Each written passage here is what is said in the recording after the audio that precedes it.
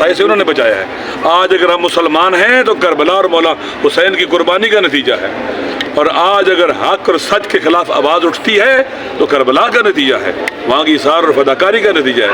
آج اگر وفا ہے، حیا ہے، پاک دامنی ہے، غیرت ہے، حمیت ہے، سچائی ہے تو کربلا کی وجہ سے ہے، انہوں نے زندہ کیا اس کو۔ اس لیے ان کا ہماری گردنوں پر حق ہے کہ ہم ان کی یاد منائیں، ان کے غم کو فیل کریں، محسوس کریں اور ان کے راستے پر چلیں، ان اپنے آپ کو ان کے ساتھ جوڑ دیں۔ تو امام حسین کا جو چیلم ہے نواسے رسول کا چیلم ہے، یہ حقیقت میں گھروں سے باہر نکل کر اپنے آپ کو ان کے ساتھ مربوط کرنے کا، متصل کرنے کا، ان کی پیروی کرنے کا اعلان ہے کہ ہم آپ کے نقش قدم پر چلیں گے، یزیدوں کا ساتھ نہیں دیں گے بلکہ یزیدوں سے ٹکرائیں گے، ظلم کا مقابلہ کریں گے، عدل کے لیے جدوجہد کریں گے اور اللہ کے دین اور اس کی ناموس کے لیے ہر قربانی دینے سے دریغ نہیں کریں گے۔ بہت شکریہ۔ میڈیا میں تو بہت خبریں آ رہی ہیں کہ کشیدہ حالات ہیں، آپ کی کیا اپڈیٹ ہے، وہاں کی تفصیلات کیا ہیں اور یہ معاملہ ہے کیا؟ بسم اللہ الرحمن الرحیم۔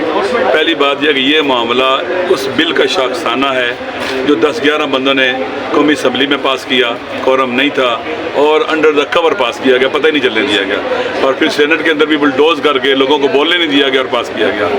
پہلی بات یہ، لہذا یہ غلط ہوا ہے اور الحمدللہ ہم نے سنا ہے اور ہمیں باوثوق ذرائع سے ملا ہے کہ صدر صاحب نے اس کے بارے میں یہ لکھ کر واپس کر دیا کہ اس میں مزید بہتری کی گنجائش ہے، اس کو بہتر کیا جائے، اور واپس ہو گیا ہے، اور انشاءاللہ آئندہ الیکشن کے بعد دیکھا جائے گا کہ کیا ہونا ہے اس کے بارے میں۔ وہاں پر جو صورتحال ہے، دیکھیں وہاں کے انڈیا کو خوش نہیں ہونا چاہیے، وہاں کے عوام نے انڈیا سے پاکستان کو آزاد کرایا تھا ڈوگرا راج سے، اور اپنے زور بازو سے آزاد کرا کر پاکستان کے ساتھ اسے ملایا تھا۔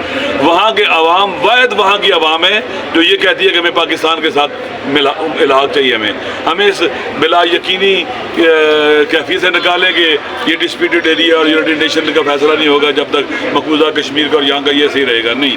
وہ لوگ ان کا مطالبہ ہے کہ آئینی صوبہ بنایا جائے، ہماری آواز پارلیمنٹ میں ہو، ہماری آواز سینٹ میں ہو، یہ ان کے حقوق ہیں۔ انڈیا والے ایسے ہی ہے کہ کیا اسے کہتے ہیں کہ عبداللہ دیوانہ کسی کی شادی میں ناچے۔ انڈیا کی حالت یہ ہے، الحمدللہ وہاں کے عوام وقار ہیں، علماء شخصیات بہت عقل مند سمجھدار ہیں، آپس میں وہاں بیٹھے ہوئے ہیں، اور یہ کوئی نہ جھگڑا ہوگا نہ لڑائی ہوگی، کچھ نہیں ہوگا۔